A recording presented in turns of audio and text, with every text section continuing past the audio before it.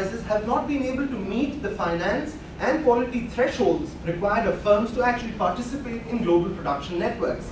This also explains why there is a very high demand for FDI in China, despite the fact that the second largest source of economic growth in China happens to be the savings of the public in banks. So if you look at the notebook computer segment, you would appreciate that although China is the world's leader in producing notebook computers, the production is not owned by Chinese companies, neither it is managed by Chinese companies. It's actually a case of being made in China, but by Taiwan. As of today, Taiwanese notebook computer manufacturers, they actually occupy 85% of the world's notebook computer production. So this is one segment. I mean, I'm looking at the two overwhelming segments within the electronic sector, basically notebook computers and semiconductors. Even in the semiconductor sector, you find that basically the semiconductor industries are about manufacturing integrated circuitry, which is 86% of the semiconductor industry is about integrated circuitry. Now, in this, you would find that there are two Taiwanese companies which follow the pure play foundry model, wherein they just focus on fabricating integrated circuits. The design is located in the US and Europe and Japan, but the actual fabrication takes place through these foundries. What is interesting is that out of the total world capacity, 1/5 of the world's capacity is actually controlled by Taiwan. And within the pure play foundry model, 2/3 of the world's semiconductor fabrication is actually with two Taiwanese companies. This is as far as the semiconductor sector is concerned. What about China's own indigenous capability in this sector? There are many studies which have shown that there are two distinct segments within China. The domestic semiconductor sector, again, comprises state-owned enterprises which have very low demand on quality and product specification, and they cater to a very small domestic market. But the export segment is entirely, again, dependent on foreign invested enterprises.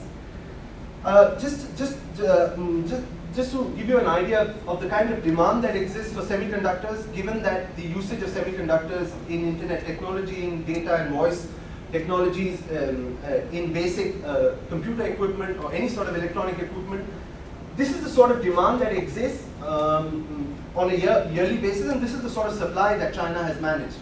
And given that China is increasingly following the Asian model of using information technology and hardware manufacture, this would give you an idea of the increasing importance that Taiwanese companies actually play in this key segment. This brings me to a brief discussion on global production networks. So how this works is that the ones in the red are flagship companies or big brand names. They are the ones which handle R&D, basically concept design for an iPod, for example, the concept itself and the product planning for it. The applied R&D and the development of new platforms actually goes to Taiwan.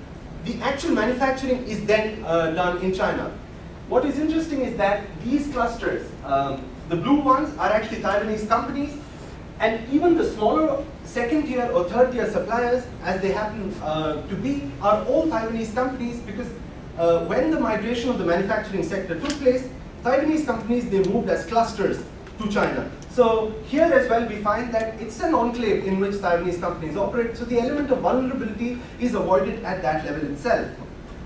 How this works in practical terms, you may be familiar with the companies to your left, but if you see the percentage of outsourcing, it would give you an idea of the role that companies on the right, which are Taiwanese companies, the role that they play in most of these brand names. 8 out of 10 laptop computers in this room would be manufactured by these Taiwanese companies, though the branding may be different.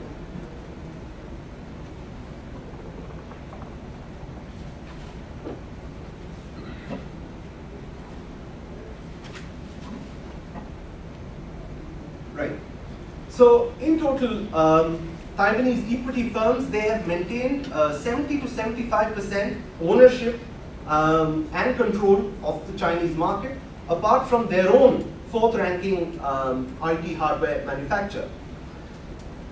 Hence, keeping in mind the operation of global production networks, it would be an oversimplified approach to actually look at China-Taiwan trade relations as a simple bilateral event. These global production networks actually are organizationally complex, they are geographically extensive, and hence it is not the case of being a simple restricted bilateral case of economic coercion that can be applied against one country. This brings me to a brief discussion on the vulnerability aspect, the threat or fear of disruption that Taiwan actually faces. Theoretically, I'm using the product cycle hypothesis developed by Ray Vernon. It basically talks about the stages of product development, of how initially a newly innovated product is kept in the home country, when production processes are standardized, when they do not require specialized engineers for that, and when they have assembly line operation, they can actually move the production to another offshore location. Now, as per the product cycle hypothesis, as long as the country's manufacturing sector keeps transitioning to the higher end segment of manufacturing, the low technology products can actually move to offshore locations. So has that been the case in Taiwan? If you look at the breakup of the GDP, you find that roughly from the time that indirect trade was first allowed with China, you find the manufacturing sector takes a dip, predictably. At the same time, you find that the performance in the services sector has been exceedingly impressive.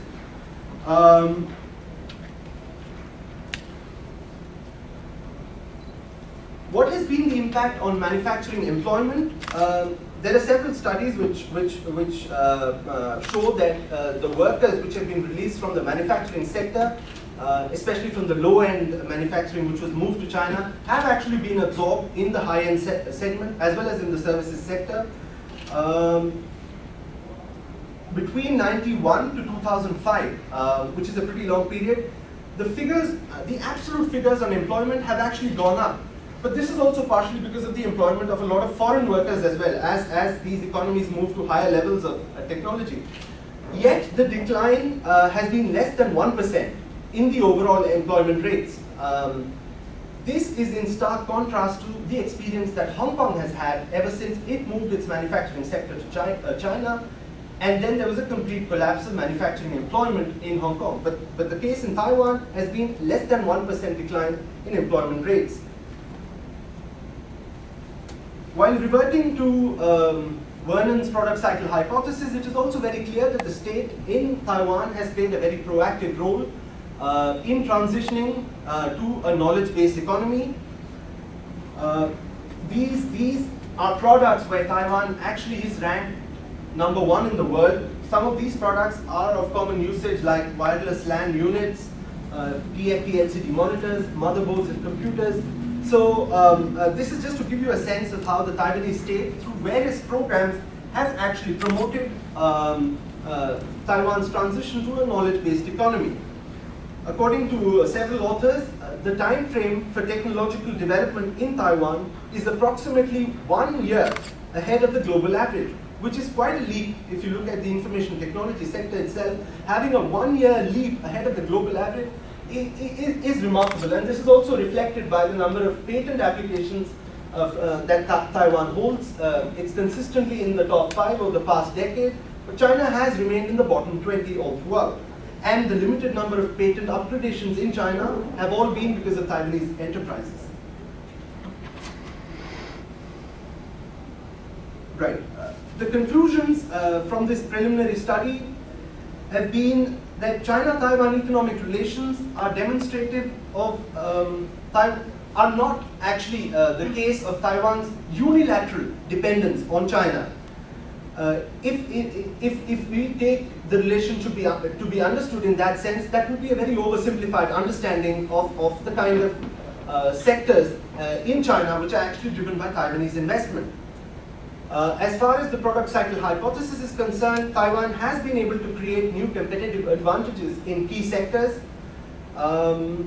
If there is a disruption in trade, given the fact that Taiwanese investment is geographically clustered in a few locations of the East Coast, those of you who are familiar with China's geography, the impact on these key regions, as well as the fact that the quantum of FDI itself, if there is a disruption to the trade, it would mean, according to several studies, a heavy loss of foreign investment, loss of exports to third parties, apart from the geographic and regional ramifications